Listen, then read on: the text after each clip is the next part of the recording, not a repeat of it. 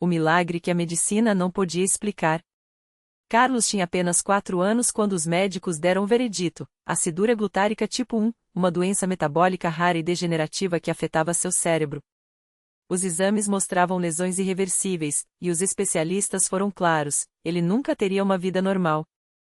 Poderia perder a fala, a coordenação motora, sofrer convulsões e, no pior cenário, não chegar à adolescência. Sua mãe, Dona Maria, uma mulher simples que trabalhava como doméstica, ouviu aquelas palavras como uma sentença. Chorou em silêncio no corredor do hospital, apertando contra o peito a receita de remédios caríssimos que nem sabia como iria comprar. A família já não tinha mais para onde correr. O pai de Carlos, seu João, um pedreiro honesto, havia vendido a única moto que possuía para pagar as primeiras consultas. Os vizinhos ajudavam com comida, mas a situação era desesperadora. Até que uma tarde, enquanto Dona Maria lavava roupa no tanque, a irmã da igreja do lado, Irmã Rosa, aproximou-se com um olhar cheio de compaixão. Maria, por que você não leva o menino na congregação? Lá eles oram com fé, e Deus faz milagres. Dona Maria enxugou as lágrimas com as costas da mão e respondeu, desanimada. Já orei tanto, irmã. Até velas acendi. Não adianta.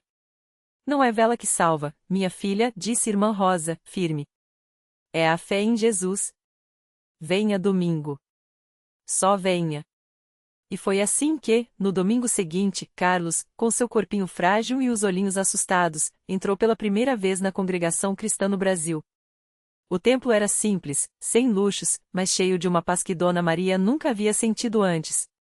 Os irmãos e irmãs, todos vestidos com modéstia, cantavam hinos sem instrumentos, apenas vozes unidas em louvor. O ancião, um homem de cabelos brancos e postura serena, dirigia a reunião com uma autoridade que vinha do coração. Carlos sentou-se no banco entre os pais, observando tudo.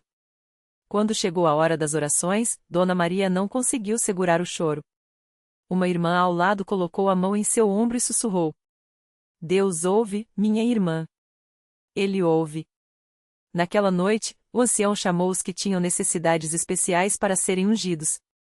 Seu João levou Carlos nos braços até a frente.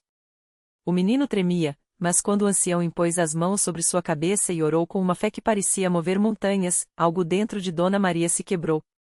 Ela não era mais a mesma. Ali, entre aqueles irmãos humildes, ela sentiu que não estava sozinha. Senhor, orou o ancião, este menino é teu. Tu o formaste, tu o conheces. Se é da tua vontade, restaura-o, para que muitos vejam tua glória. Os dias seguintes não foram fáceis. Carlos ainda tinha crises, e os remédios continuavam escassos. Mas algo havia mudado. Agora, a família orava juntos todas as noites. Dona Maria lia a Bíblia com seu João, mesmo sem saber ler direito, e Carlos, mesmo pequeno, repetia as palavras que ouvia: Jesus me ama. Um mês depois, no culto de domingo, aconteceu algo que ninguém esperava. Enquanto os irmãos cantavam o hino a Ó Que amigo em Jesus, em hino 212 do Inário da CCB, Carlos, que mal conseguia ficar em pé sozinho, levantou-se do banco e começou a andar em direção ao centro do salão. Dona Maria levou as mãos à boca, sem acreditar. Seu João caiu de joelhos. Os irmãos, emocionados, começaram a chorar e a louvar a Deus em voz alta. O ancião, com lágrimas nos olhos, pediu silêncio e chamou os pais à frente. Irmãos, disse, hoje estamos vendo a mão de Deus. Este menino, que os médicos disseram que nunca teria uma vida normal, está aqui, de pé, por um milagre do Senhor. Naquela mesma semana, os exames foram refeitos. O neurologista, incrédulo, comparou as imagens. Isto não faz sentido. As lesões regressaram. É impossível. Mas para Dona Maria, seu João e todos os irmãos da congregação, não era impossível. Era prova de que Deus ainda opera milagres quando seu povo ora com fé. Carlos hoje tem 10 anos. Corre, brinca, vai à escola e, todos os domingos, está na congregação, cantando os hinos com sua vozinha pura. No último culto, ele deu seu testemunho de pé, como é o costume na CCB, com uma simplicidade que comoveu a todos. Jesus me curou. Eu não sabia andar, mas ele me segurou pela mão. E então, como faz toda criança na congregação, recitou o versículo que aprendeu. Tudo posso naquele que me fortalece. A lição que ficou. A história de Carlos ensina que, nas horas mais escuras, Deus não nos abandona. A congregação cristã no Brasil não oferece soluções humanas, mas algo muito maior, um lugar onde a fé é viva, onde os irmãos se apoiam sem interesse, onde a oração é ouvida. Muitas vezes, o milagre não vem como esperamos, mas vem. E quando vem, não é para nossa glória, mas para que muitos possam crer. Como disse o ancião naquele dia inesquecível: a medicina pode não ter explicação, mas nós temos, Deus é fiel. A notícia do milagre de Carlos se espalhou rápido pela cidade. Não demorou para que médicos, vizinhos e até mesmo pessoas que nunca haviam pisado numa igreja começassem a procurar a congregação. Alguns vinham com dúvidas, outros com dor, mas todos saíam de lá com algo que não tinham ao chegar: esperança. Uma dessas pessoas foi Dona Maria, mãe de uma menina de 9 anos chamada Sofia, que nasceu com uma doença rara nos ossos. Os médicos tinham dito que ela nunca andaria sem muletas, e mesmo assim, com muita dor. Dona Maria já havia tentado de tudo: remédios caros, fisioterapias, até promessas a santos de outras religiões. Mas nada adiantava. Até que um dia, enquanto esperava no ponto de ônibus, ouviu duas senhoras conversando sobre o menino que tinha se levantado da cadeira de rodas na Universal. Será que Deus também pode fazer isso por minha filha? Pensou, com o coração apertado. No domingo seguinte, ela entrou pela primeira vez na congregação, carregando Sofia no colo. A menina choramingava de dor, e Dona Maria, envergonhada, tentou se sentar nos fundos. Mas não foi preciso. Assim que o culto começou, os irmãos se aproximaram com um carinho que ela nunca havia sentido em lugar algum. Uma irmã colocou a mão em seu ombro e sussurrou: Deus vai ouvir sua oração, minha irmã. Ele não faz acepção de pessoas. Quando o pastor chamou para a oração pelos enfermos, Dona Maria levantou Sofia nos braços e foi até a frente. As lágrimas escorriam sem parar enquanto ela pedia: Senhor, o Senhor curou aquele menino. Eu sei que o Senhor pode curar minha filha também. Não peço por mim, peço por ela. Dê a ela a chance de correr, de pular, de viver sem dor. O pastor ungiu Sofia com óleo e orou com uma fé que contagiou a todos. Não houve gritos, não houve espetáculo. Só uma certeza tranquila de que Deus estava ali, ouvindo. Quando a oração terminou, Sofia, que sempre chorava quando alguém tocava em suas pernas, olhou para a mãe e disse algo que Dona Maria nunca esqueceria: Mãe, minha perna não dói mais. No início, Dona Maria não acreditou. Pensou que fosse emoção, que a dor voltaria. Mas Sofia insistiu: É verdade, mãe. Me coloca no chão. Com medo, mas cheia de fé, Dona Maria obedeceu. E então, diante de todos, Sofia se apoiou nos pezinhos, balançou um pouco, e deu o primeiro passo.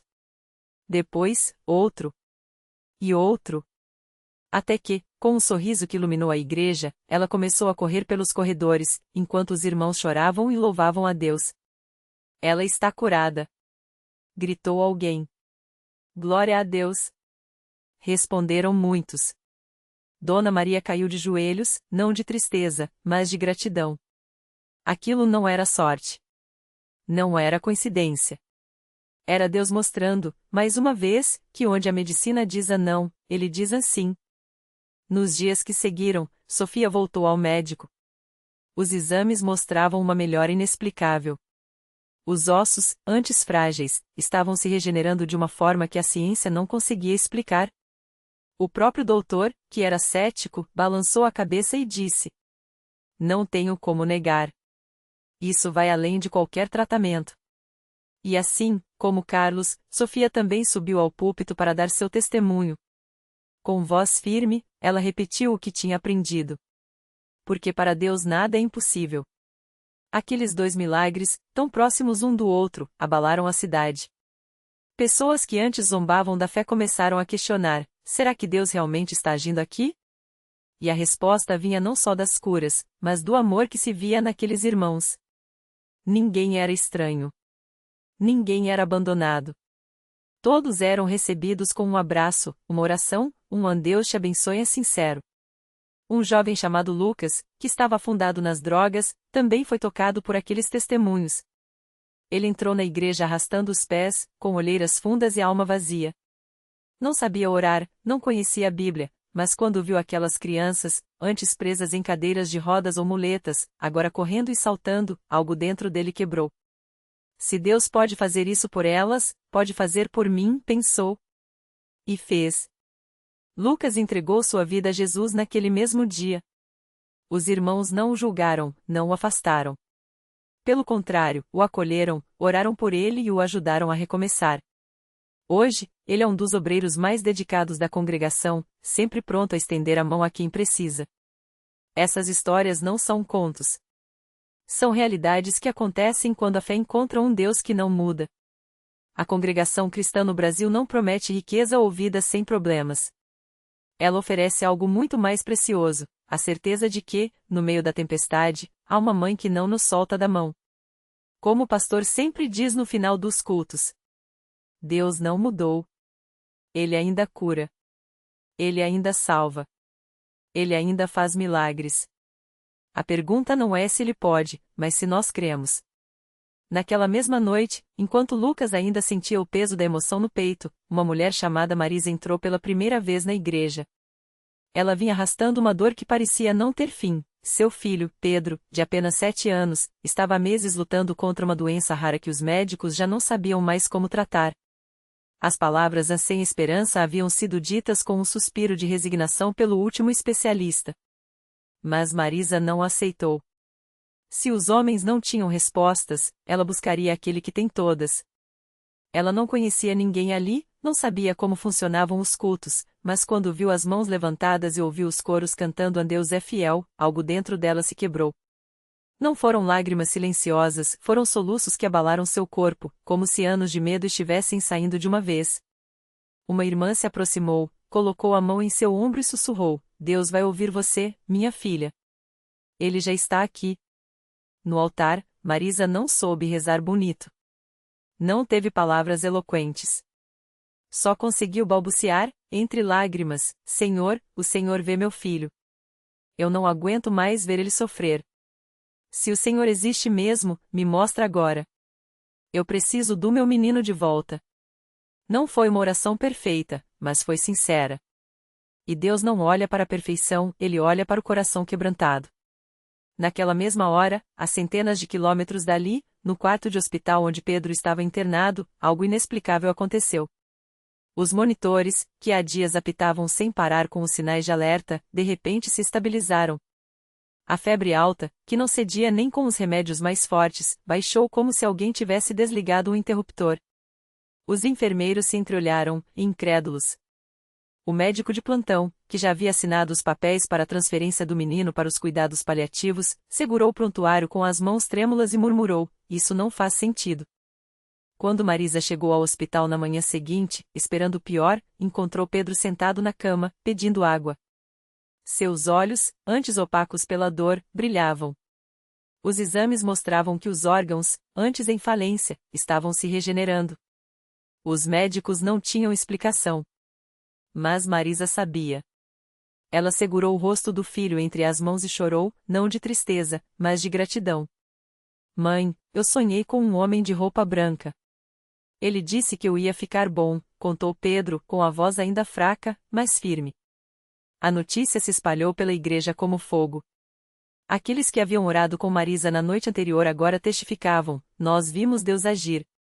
Não foi um milagre silencioso. Foi um grito de vitória que ecoou nos corredores do hospital, nas redes sociais, nos grupos de oração. Até os vizinhos de Marisa, que antes torciam o nariz quando ela falava de fé, agora perguntavam: "Como eu faço para conhecer esse Deus?"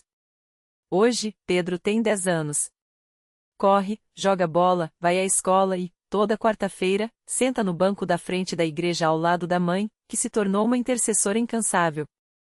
"Eu já estive do outro lado do desespero", ela diz, olhando para as pessoas que chegam com suas dores. "Se Deus fez por mim, Ele faz por você também." E é assim que a obra continua. Não com propagandas vazias ou promessas de vida fácil, mas com vidas transformadas que não podem ficar caladas. Porque quando Deus toca um coração, ele não só muda uma história, ele escreve um testemunho que nenhum cético consegue apagar.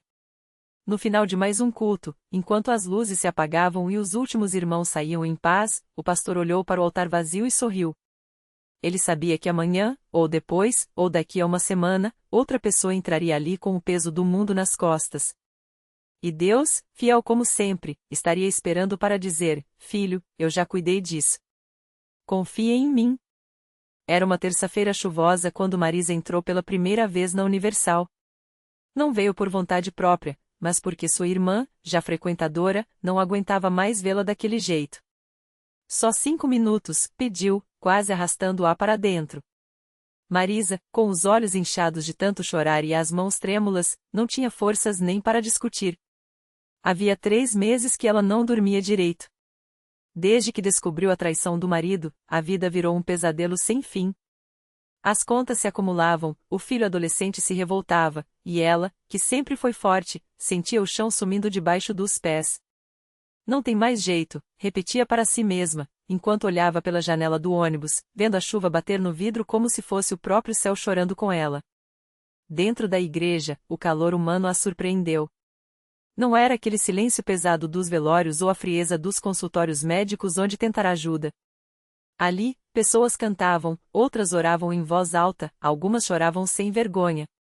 Uma senhora de cabelo branco a abraçou sem nem saber seu nome. Deus vai te ouvir, minha filha, sussurrou, como se lesse seus pensamentos. Marisa sentou no fundo, de braços cruzados, decidida a não se envolver. Mas quando o pastor começou a falar sobre a restituição, algo dentro dela doeu e ardeu ao mesmo tempo. Deus não tira, ele devolve em dobro, disse o homem no púlpito, com uma convicção que ela invejava. Marisa baixou a cabeça. Dobro do quê? Pensou. Do meu marido mentiroso? Das dívidas? Da humilhação? Foi então que a intercessora se aproximou. Era uma mulher baixa, de sorriso tranquilo, que se apresentou como Dona Cida. Posso orar com você? Perguntou, sem pressa.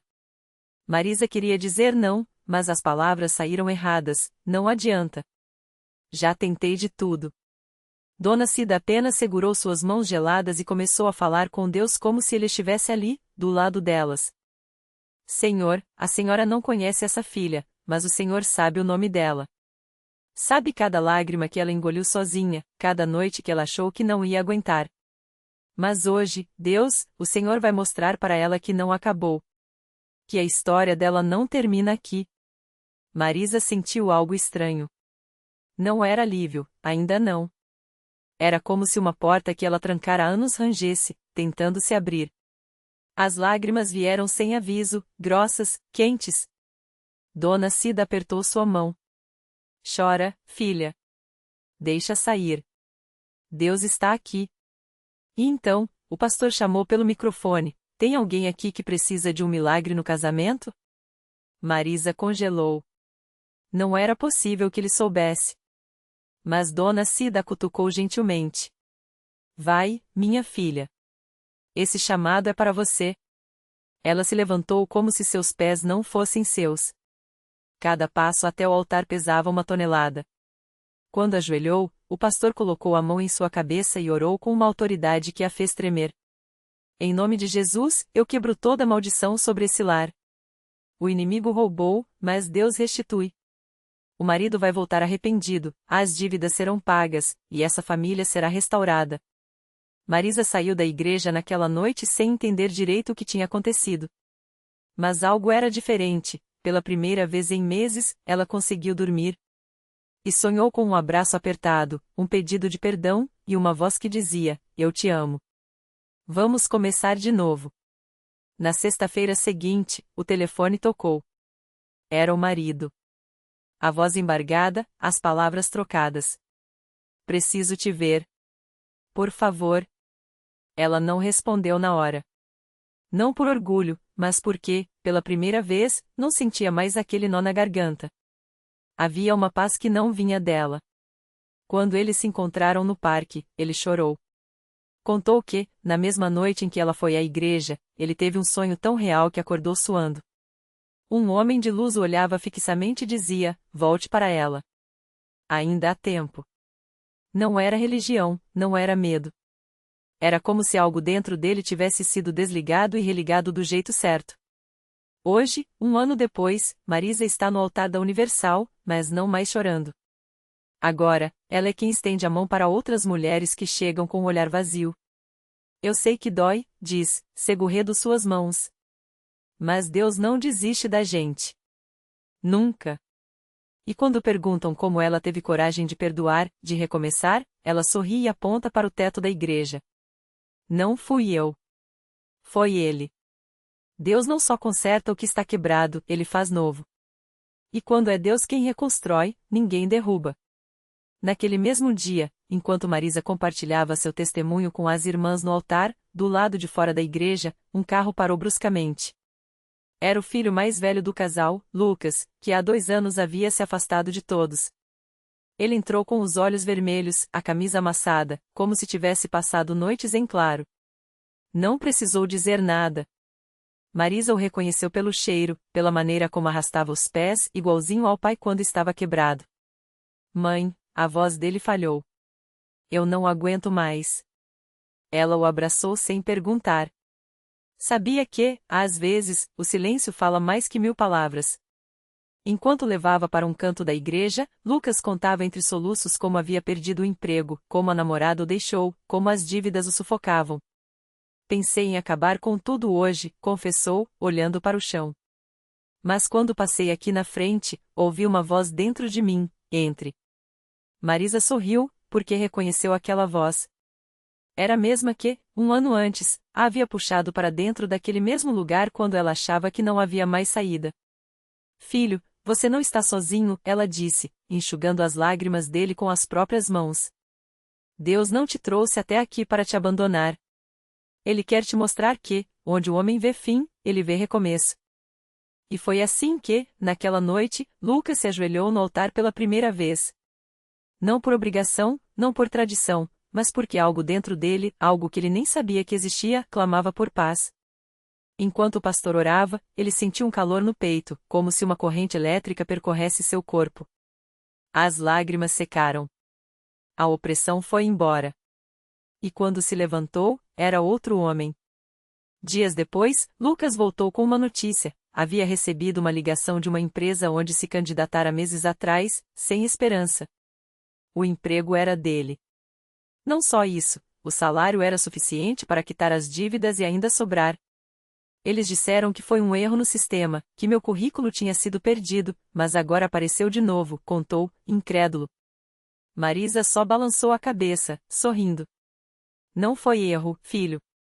Foi Deus. Hoje, a família está reunida. O marido de Marisa, que voltou para casa depois daquele sonho, agora é obreiro na igreja. Lucas, que pensou em desistir, hoje lidera um grupo de jovens que, como ele, achavam que não havia mais jeito. E Marisa? Ela continua no altar, mas agora com uma missão ainda maior, mostrar para quem chega desanimado que, não importa o tamanho da tempestade, Deus tem o último verbo. Muitas pessoas me perguntam, como você acredita tanto? Ela diz, olhando nos olhos de quem a escuta. Eu respondo, porque eu já estive no fundo do poço, e Deus me tirou de lá com suas próprias mãos. Ele não muda. Se fez por mim, faz por você também. E assim, entre lágrimas de gratidão e sorrisos de quem encontrou a verdadeira liberdade, a história dessa família se tornou um farol. Porque milagre não é só o que a gente vê, é o que a gente vive. E na Universal, todos os dias, Deus prova que, para Ele, não existe caso perdido. Só corações esperando para serem encontrados. O último verso da canção. O hospital ligou no 3º dia. A voz do médico, antes fria e técnica, agora tremia. É inexplicável, os exames não mostram mais nenhum traço da doença. Como se ela nunca tivesse existido. Marisa caiu de joelhos ali mesmo, no chão da cozinha, enquanto o telefone escorregava de suas mãos. Não foram as palavras do médico que a convenceram, mas a certeza que já ardia nela há semanas, Deus havia falado. Quando Carlos voltou para casa, não era mais um homem derrotado. Os olhos, antes opacos, brilhavam com uma luz que nem a dor mais profunda havia apagado. Ele abraçou a esposa e os filhos como se os visse pela primeira vez. Eu sonhei com ele, sussurrou. Deus me mostrou que a batalha não era contra a doença, mas contra o medo de acreditar. Naquela noite, a família se ajoelhou junta, não por desespero, mas por gratidão. O milagre não era só a cura, era a restauração de tudo que a doença havia roubado: a fé, a união, a esperança de que, mesmo no silêncio, Deus estava tecendo a resposta. O farol que não se apaga. Anos depois, quem passa pela Universal daquela cidade pequena ainda encontra Marisa no altar, mas agora acompanhada de Carlos, que trocou o ceticismo por um sorriso sereno. Juntos, eles lideram um grupo de oração para os casos impossíveis, pessoas que, como eles, chegaram com o coração em frangalhos e saíram com uma história para contar. Milagre não é magia, diz Carlos, segurando a mão de um jovem que chora por um filho nas drogas. É Deus escrevendo reto nas linhas tortas da nossa vida. Às vezes, Ele muda a tempestade. Outras, Ele nos ensina a dançar na chuva. E assim, a história dessa família se tornou mais do que um testemunho, tornou-se um convite. Porque o verdadeiro milagre não está apenas no como Deus age, mas no porquê Ele escolhe os quebrados para mostrar que sua força se aperfeiçoa na fraqueza. Não há casos perdidos para quem segura o mundo nas mãos. Há apenas almas esperando para descobrir que, no fundo do poço, a mão que os puxa é a mesma que calou o mar e ressuscitou mortos. Lições esculpidas na dor. 1. A fé não nega a dor, mas a atravessa. Marisa não ignorou o diagnóstico, ela escolheu acreditar que Deus era maior do que ele. 2. Deus não muda, mas nos transforma. Carlos voltou para casa curado, mas a maior cura foi no seu coração de homem amargurado a servo esperançoso. 3. Milagres são sementes. O que Deus faz em você, Ele quer fazer por meio de você. A história dele salvou outras vidas porque a luz não brilha para si mesma. E se hoje você está lendo isso com o coração apertado, saiba, Deus não está te observando de longe. Ele está agachado na sua trincheira, sussurrando: confie em mim mais uma vez. Porque para ele, não há fim de história que não possa ser reescrito. Só corações dispostos a virar a página.